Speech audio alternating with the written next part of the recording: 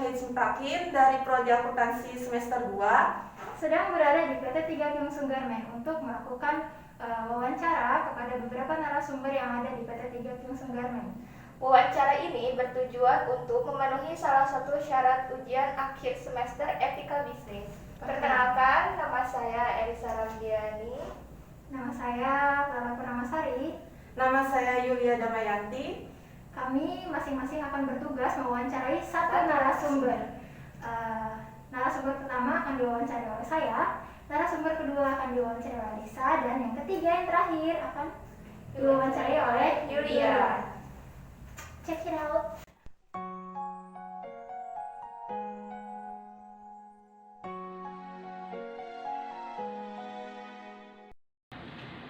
Baik teman-teman semua, sekarang saya bersama salah satu narasumber. Beliau sudah ada di sini. Langsung saja ya. Ibu, sebelumnya saya mau berterima kasih sudah bersedia menjadi narasumber kami untuk memenuhi tugas akhir semester. Boleh memperkenalkan diri dulu, namanya siapa, jabatannya apa, dan sudah bekerja di sini berapa lama? Assalamualaikum warahmatullahi wabarakatuh. Di kesempatan siang hari ini saya berkenan untuk memperkenalkan diri. Nama saya Desi Trilestari. Kebetulan dipercaya untuk memegang Departemen Compliance atau kepatuhan ya, dan HSE. HSE itu Health Safety and Environment. Itu kebetulan saya leadernya, memiliki 2 staff yang memegang HSE officer dan yang satu memegang CTPAT atau keamanan. Gitu. Nah kebetulan saya sendiri memimpin untuk program-program dan CSR di PT 3 Kim Sung, dan saya sudah bergabung di PT 3 Kim Sung sejak 2018. Sudah hampir 3 tahun lebih, sudah hampir 4 tahun. Maksud dan tujuan kami untuk membuat publikasi ini adalah yang pertama memenuhi tugas akhir semester, dan yang keduanya mata kuliah ini kan etika bisnis. Bu Desi sebagai pengontrol kepatuhan hukum yang ada di perusahaan ini pasti tahu betul terhadap penerapan etika bisnis yang ada di sini. Kami ingin menanyakan, kan tadi bertanggung jawab sebagai program ini ya, tentang program CSR. Mau tahu nih Bu, di PT 3 Kim Sung perusahaannya sudah berdiri berapa tahun? 3 Kim Sung ini sudah berdiri 10 tahun lalu. Iya, resminya sih dia sejak 2009 sudah berdiri, tetapi kemudian beroperasi di 2010. Nah, kami ingin tahu selama 10 tahun ini budaya-budaya apa saja yang ada di PT 3 Kim Sunggarmen, dan bagaimana dampaknya terhadap kinerja karyawan. Budaya, kalau kita bicara suatu budaya di suatu perusahaan itu berarti berasumsi tentang kebiasaan dan kebijakan yang diterapkan di perusahaan tersebut. Nah, budaya yang ada di PT 3 Kim Sunggarmen ini sejak saya bergabung ya khususnya gitu ya, karena memang program-program kami ini saya mencanangkan sejak saya bergabung 3 tahun lalu. Jadi ada yang namanya budaya K3 atau kesehatan keselamatan kerja gitu ya. Itu berhubungan dengan penggunaan APD atau alat pelindung diri atau PPE, personal protective equipment kalau bahasa aslinya ya. Nah itu penggunaan alat pelindung diri itu di berbagai bagian ada khusus, seperti cutting misalnya harus menggunakan metal glove atau sarung tangan. Kalau cutting itu departemen pemotongan ya? Pemotongan. Untuk operatornya bagian potong itu harus diwajibkan memakai metal gloves gitu ya. Atau di bagian iron yang panas ya pasti ya, untuk penyetrikaan bahan pakaian itu wajib menggunakan apron atau celemek anti panas. Begitu juga bagian boiler memakai apron atau celemek anti panas, memakai tutup wajah supaya tidak terciprat api gitu. Itu contoh-contohnya di berbagai bagian tertentu ya. Sementara di masa pandemik ini khususnya masker itu menjadi suatu kewajiban. Jadi sudah bukan hanya yang memegang alat-alat tertentu saja, tapi semua karyawan diwajibkan memakai masker. Terutama di spot cleaning, maskernya hanya beda jenisnya saja mungkin ya. Spot cleaning itu memakai masker anti kimia ya. Kecuali untuk di cleaning perawat, masker medis. Nah, untuk karyawan secara umum masker kain pun bisa atau masker medis pun bisa bila dalam keadaan sakit. Seperti itu. Nah, budaya-budaya untuk yang kesehatan pun seperti yang diketahui, kita ada stretching nih yang setiap setengah 2 itu. Iya, itu kan untuk menghindari human error ya, karena jam-jam rawan itu pasti ngantuk. Stretchingnya bentuknya seperti apa, Bu? Stretchingnya seperti senam ya, senam yang diiringi oleh musik. Dan itu sesuai dengan instruksi Kementerian Kesehatan Republik Indonesia. Jadi kenapa saya pilih musik yang sama, gerakan yang sama, supaya mereka hafal. Dan efeknya ke produktivitas yang saya lakukan, observasi itu sebelum dan sesudah, terjadi peningkatan produktivitas yang signifikan di bagian sewing atau jahit. Karena setengah 2 itu jam-jam rawan ngantuk ya. Nah, setelah stretching mereka kebanyakan seger lagi gitu. Jadi ada pergerakan. Makanya sampai sekarang saya tidak mendapat komplain, oh Bu nggak mau stretching. Justru mereka bertanya setiap setengah 2 kalau saya lupa. Mereka yang japri saya, Bu kapan stretching? Ya, kok nggak stretching kayak gitu. Nah, itu salah satu upaya kami yang sedang kami budayakan menjadi budaya kesehatan di Sidoarjo. Selanjutnya ada budaya kebersihan lingkungan. Di beberapa titik kita menyediakan tempat sampah yang dibedakan antara organik dan anorganik. Gitu. Jadi ada tempat sampah yang warnanya merah itu anorganik, ada yang kuning itu organik yang kering gitu ya. Jadi ada pemisahan jenis sampah itu. Lalu budaya kemanusiaan. Nah, ini yang mungkin relevan sekali ke yang ditanyakan, yaitu donasi, bantuan sosial gitu ya, bansos, dan pembagian sembako segala macam yang dimasukkan ke dalam program CSR. Itu budaya-budaya di Indonesia.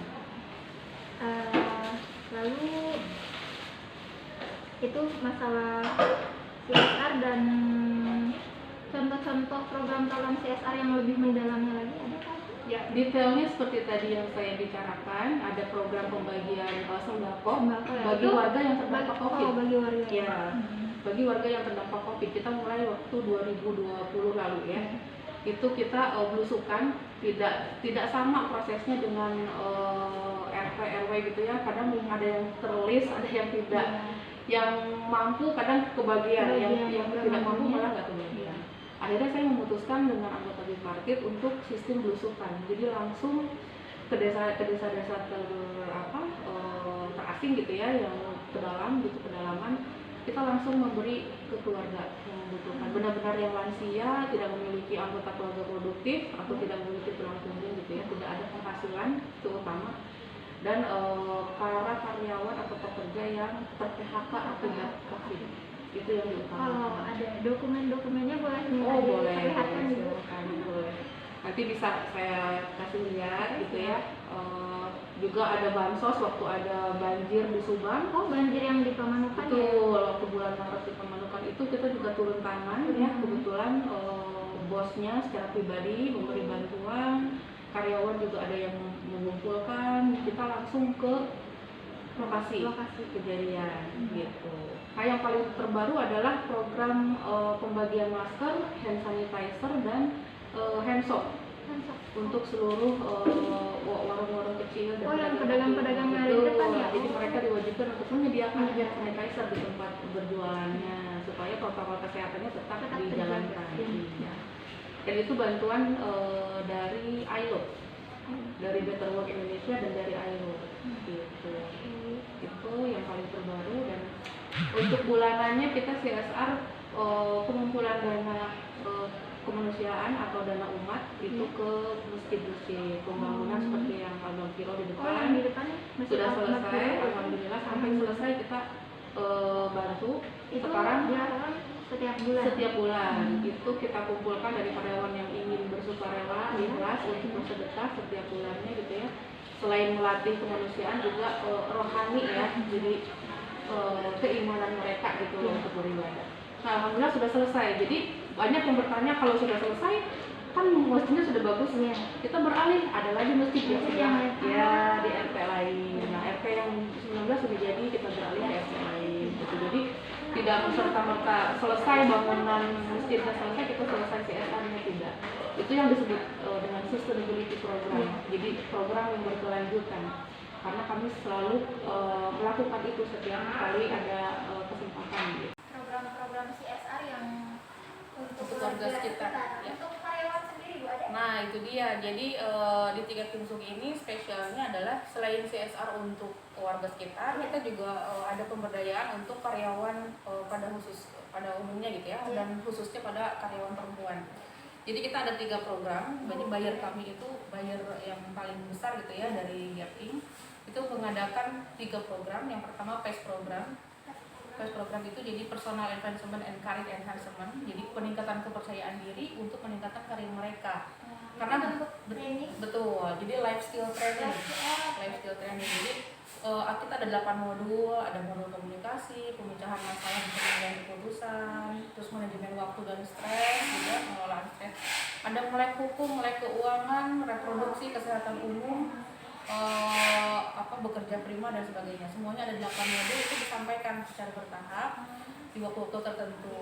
Jadi seperti sekolah seperti itu, karena terakhirnya itu nanti akan dibagikan sertifikat. Iya betul, ada sertifikat, alat tulis, sama seragam itu dikasih. Iya. Nah yang kedua WCP Work Cooperation Program itu sama, tetapi khusus diberikan materinya kepada anggota bipartit.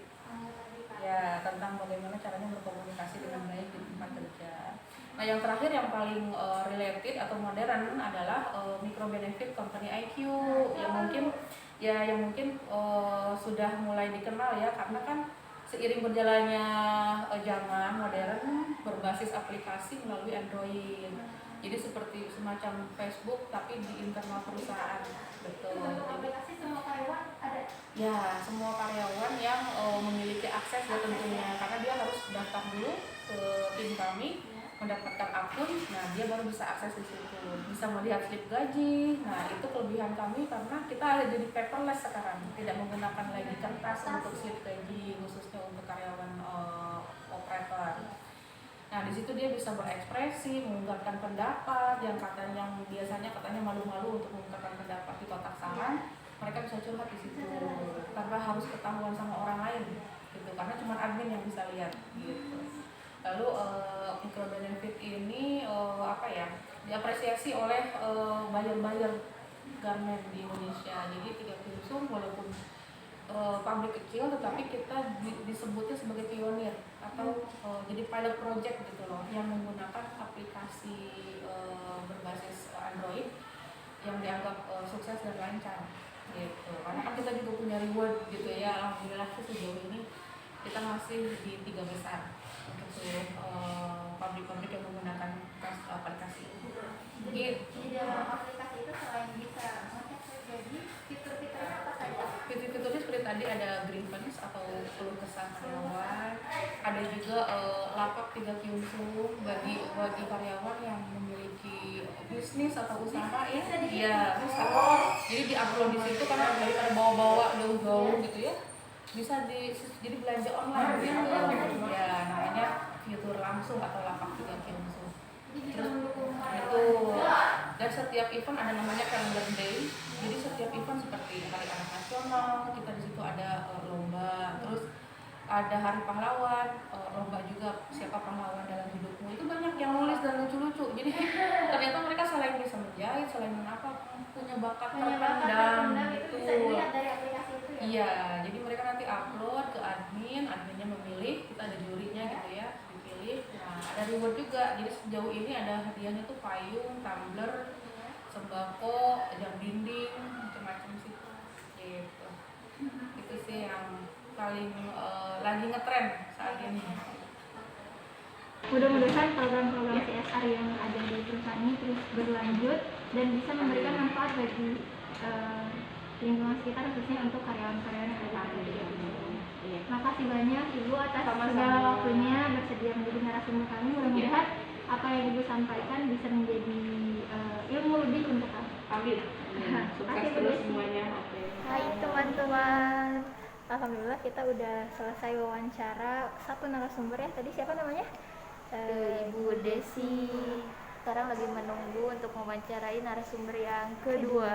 Jadi kita nunggu narasumbernya selesai kerja dulu, jadi nggak mau maksa, dan sebisanya Mereka saja ya. sebisanya mereka ada waktunya kapan. Oke, tunggu guys. Kita sudah kedatangan narasumber yang kedua di sini. Narasumber kedua kita, baik Bapak, terima kasih sudah bersedia kita mewawancarai. Boleh perkenalkan dirinya Pak? Oke, nama saya Bubun Maktubiana. Saya kedatangan tamu dari mana? SIE Dr. Kahez Mutakin, Pak. Oke, selama Bapak bekerja di sini, sepengetahuan Bapak nih ya, apakah di sini mengalami maksudnya itu ada limbahnya gitu di sini dalam pemakaian industri garmen ini? Iya. Kalau secara umum ya, kalau setiap hasil produksi itu pasti ada limbah. Cuman kita ada penyortiran atau tempat khusus untuk limbah itu sendiri. Ini yang dipertanyakan definisi limbah apa? Spesifikasinya apa? Limbah yang berbahaya mungkin, Pak. Oh, limbah B3 ya? Iya. Ya. Berbahaya, Penanganan. berisiko, beracun dan berbahaya gitu Iya. ya. Kalau berisiko di sini nih, dulu kita pakai lampu itu, lampu sublime itu kan dia ada bahan merkuri. Ya. 5 tahun yang lalu sudah diganti semuanya, udah di apa namanya, udah ditukar lah, ditarik itu yang TL itu kan sebenarnya dia merkuri bahan berbahaya ya, kita udah ganti sama LED sekarang. Oke, hanya itu saja Pak. Apakah ada yang lainnya gitu dari B3 itu sendiri? Oh, oli itu semacam oli itu ada kita pakai penampungan khusus. Oh, penampungan khususnya. Gudang khusus, gudang B3 namanya. Biasanya itu kita yang atur sendiri, olah sendiri, atau ada pihak lain yang menangani itu limbah tersebut Pak? Kalau di sini sebatas disortir ya, dibagi-bagi limbah apa, limbah mesin apa, terus limbah hasil produksinya apa, karena kita punya gudang khusus. Oh. Nanti untuk pengangkutannya kita ada pihak ketiga yang nanti koordinasi langsung dengan manajemen dan pihak komplain. Itu ada sayuran dari audit bayar. Seperti itu yang di sini terjadi. Oke, baik. Terima kasih Pak atas Ya. informasinya dan sudah berkenan untuk diwawancarai. Terima kasih kepada Bapak yang sudah menyempatkan waktunya untuk kami minta wawancara. Sebelumnya kami minta Bapak memperkenalkan diri terlebih dahulu. Baiklah, Assalamualaikum warahmatullahi wabarakatuh. Perkenalkan, nama saya Kusnaya. Saya kerja di Kimsung udah 3 tahun, bagian cutting, juga aktif dalam Depati. Dalam masa kerja Bapak Kusnaya, apakah PT 3 Kimsung Garmen ikut andil terhadap kegiatan dan isu-isu sosial yang ada di lingkungan perusahaan, terutama pada masa pandemi ini? Ya, baik, setahu saya ya, pada masa pandemi itu perusahaan PT Kimsung membagikan sembako ya pada masyarakat yang ada di sekitar pabrik Kimsung. Tapi nggak semua, cuman yang maksudnya yang kurang mampu dalam Yang kondisi benar-benar ekonomi, ya kurang kurang mampu mampu ya, dalam dibantu dalam artian sembako dan beberapa dana uang lagi gitu. Ada lagi? Ini juga masalah yang tadi Bu Desi menuturkan kalau misalnya setiap bulan PT 3 Kimsung Garmen melakukan memberikan bansos ya. Iya. Kebetulan Pak Kusnaya katanya DKM dari Masjid Ya, Al-Maghfirah. bukan jadi gini ya, saya kan aktif di misalnya Irema lah ya, Masjid Irema ya, Al-Maghfirah. Kebetulan kan masih dalam pembangunan, jadi tiap bulan kami dari pihak masjid meminta pada semua karyawan semua ya. Tiap bulan tuh jadi bagian sewing, cutting, sampai semuanya diminta sumbangannya lah, sumbangsinya ya. Alhamdulillah tiap bulan pembulanan di atas 1 juta ke atas ya, itu dipakai untuk pembangunan Masjid Al-Maghfirah. Tuh. Berarti betul ya Pak ya? Iya, betul, ya. Yang disampaikan Iya. oleh Ibu Desi Compliance. Betul, itu tiap bulan ada sumbangan dari karyawan ya, semua karyawan ya, bukan perusahaan ya, semua karyawan. Buat Dan masjid. termasuk mungkin perusahaan juga. Ya, itu ada. Cuma kalau perusahaan, misalkan ada PHBI baru minta proposal, kasih sumbangan. Baik, baik. Sudah ya segitu. Terima kasih kepada Bapak. Mudah-mudahan bantuan PT 3 Kiungsung kepada masyarakat di lingkungan sekitar perusahaan bisa terus dijalankan lagi, mengingat sekarang pandemi terus meningkat. Hai teman-teman, alhamdulillah kali ini kami telah berhasil mewawancarai beberapa narasumber, yaitu 3 karyawan PT 3 Kiungsung Garment. Berdasarkan wawancara tersebut, kita menjadi tahu bahwa perusahaan tersebut menerapkan etika dalam bisnisnya. Terutama untuk ketiga topik dalam video ini. Yang pertama, tanggung jawab sosial perusahaan atau CSR, budaya perusahaan, serta bisnis dan keberlanjutan lingkungan yang ada di perusahaan tersebut. Di akhir video, kami mengucapkan terima kasih yang sebesar-besarnya kepada top manajemen PT 3 Kiungsung Garment dan semua narasumber yang bersedia kami wawancarai. Tidak lupa juga kami ingin mengucapkan terima kasih yang sebesar-besarnya kepada Ibu Pipi Nur Jamilah selaku dosen mata kuliah etika bisnis selama 1 semester ini yang telah memberikan bimbingannya. Mudah-mudahan kegiatan belajar mengajar yang sudah kita lakukan menjadi ladang pahala bagi kita semua. Amin. Wabillahi taufiq wal hidayah. Wassalamualaikum warahmatullahi wabarakatuh. Salam mahasiswa.